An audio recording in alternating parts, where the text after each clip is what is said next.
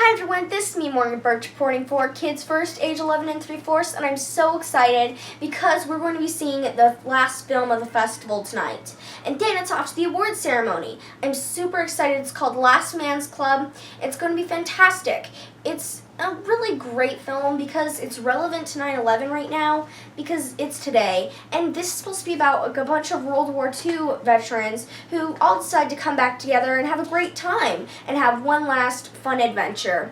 This is actually a really great comedy action film, and it's going to be so much fun. And it's produced by Bo Brinkman as well as Kenneth Swanger. It's starring some amazing people including Kate French, and then it's going Jason Dudley, and also some incredible veterans to the entertainment business who have been here for 60 plus years, including James Mcrell, William Morgan Shepard, and Barry Corbin, and Richard Reely. So come on, let's go. We're going to have a great time, and I have the popcorn. I'm here with Bo Brinkman. So how are you today, sir? I'm great. Yes, I'm very happy to be here.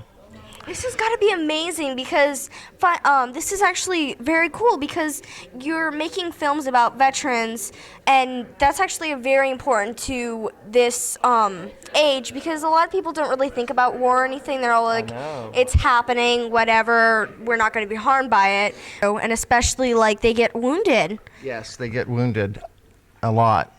There's a lot of wounded veterans out there. Definitely. And I think it's wonderful that you're making a film for this generation to tell them that war is a real thing and veterans do still exist and that we need to pay more attention to that. It's a very deep subject that I'm very happy you're making about. Well, thank you so much. Yeah, it was my pleasure to make a movie like this, to pay homage to our greatest generation and all veterans.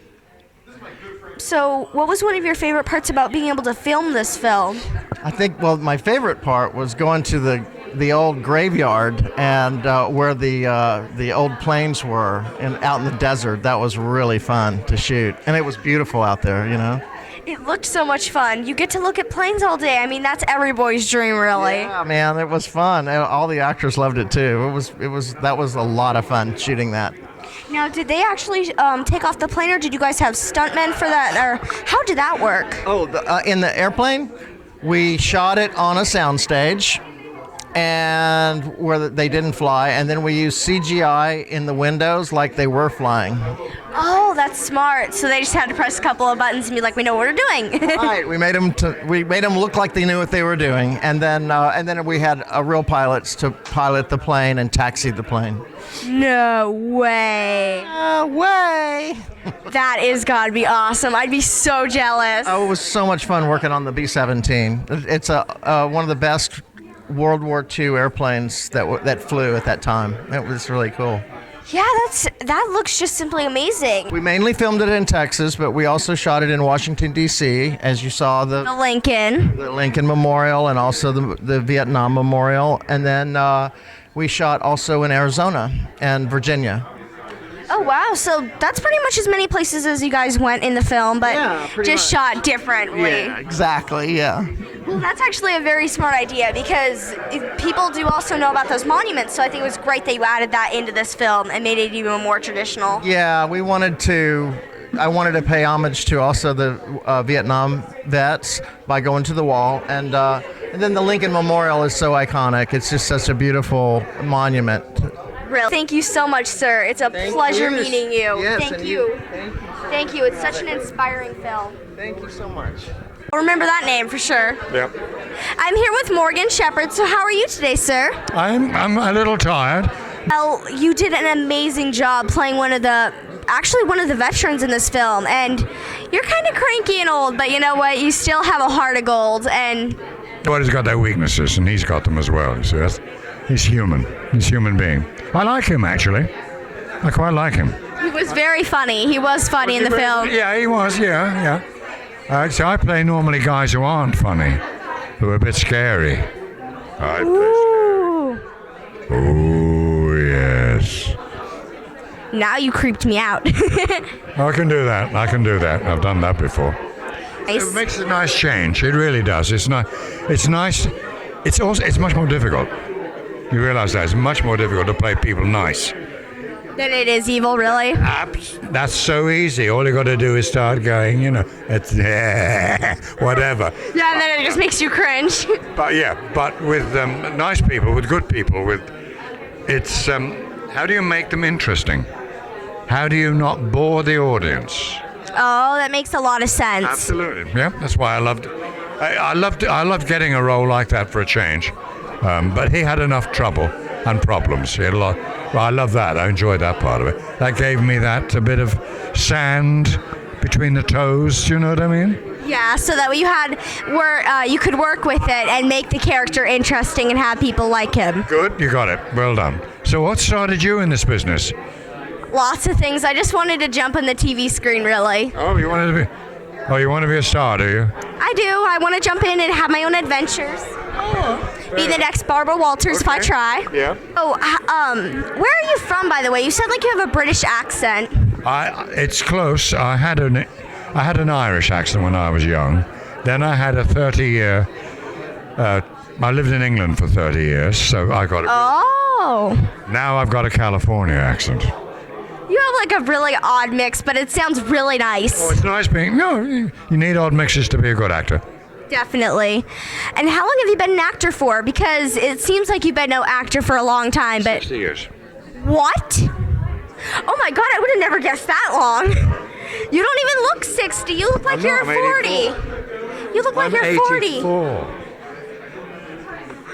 Well, thank you so much for this interview, welcome. sir. All right. You are welcome. I'm here with Sir Jim Mcrell. So how are you? I'm very well, thank you. And you? I am doing fantastic. So are you excited to finally be able to see the movie on the big screen? And Yes, I thought it was exciting to see it on the big screen where it belongs. It's great. It is just a terrific film for generations, to tell you the truth, because, like I said, a lot of people don't really realize about war or anything. They're all like, whatever, we're not going to get harmed. What'd you think of it? I think it was actually quite well done and very truthful to life, because we had the people who are sick and then they're injured and ill, and we have the people who are the drunks, and then we have the dreamers, and we have all that. That's terrific. That's terrific. Yeah, I loved doing the movie, and I loved being in it, and I love the message that the movie tells about that generation. Yes, definitely, because it's very important and very truthful as well. What was one of your favorite parts about being able to play an Army veteran who was in World War II? Because a lot of people there's not a lot of them left, actually. No, there really isn't. There really isn't. And I have a couple of friends that were in World War II, and they're up in years, and I kind of patterned my character after them. Oh, well, how long have you been an actor for, if you know people from the Army and everything? I've been an actor for about 42 years. Wow, that is a very long time, sir. It certainly is, especially when you're on the other side of it. Yes, because time flies by quick. Time does. I could have sworn that about an hour ago it was 12. That's right. That's right. That's very good.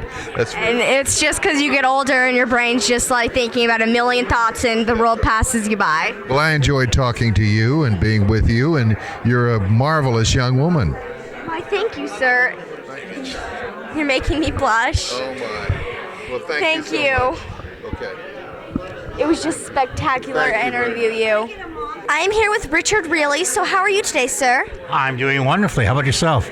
I am doing amazing. Oh, great. You were fantastic in the film. It was very well done. Oh, thank you so much. I'm glad you liked it. So what did you think about being able to play a veterinarian from World War II? Because there aren't many of them left, and a lot of people don't even really think about veterans or war or anything. They're like, oh, we're fine. They just stay in their own little bubble. No, that's true. Both my mother and father were World War II vets, and I just about a year ago, my mother just passed away from Alzheimer's.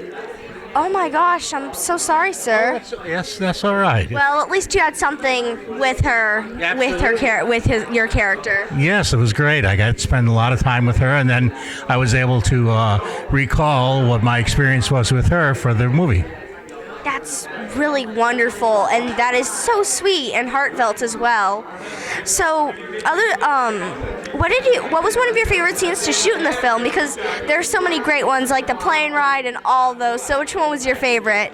I think the night that we were in the airplane graveyard and got to go in the old planes, and then where Eagle Eye comes and finds me in the cockpit, and I just tell him I'm so tired I can't do this anymore. Oh, that makes sense. Yeah. And I can see that would be one of your favorite scenes because you got to go and see a bunch of airplanes that are really old, and that's like kind of an honor, actually. Oh, it was incredible. I'd never been to I'd been to an airplane graveyard here up in San Bernardino, which was just commercial planes, but I'd never been to an Air Force a graveyard where they were all sorts of fighter planes and bombers and such. Wow, that's really cool. Yeah. And how long have you been an actor for, by the way? I started doing this for a living in 1969. Wow, that's a very long time. Yeah, it's a while. I've been doing it for a bit. Well, that's actually simply amazing. Yeah. And I would love to do that this long. I've already started, and I want to continue doing it until the day I die. You should. It's a wonderful career to be involved in. Well, thank you so much, sir, for this interview. It's just a pleasure meeting you. Well, thank you very much. It's and you did terrific. Thank you very much.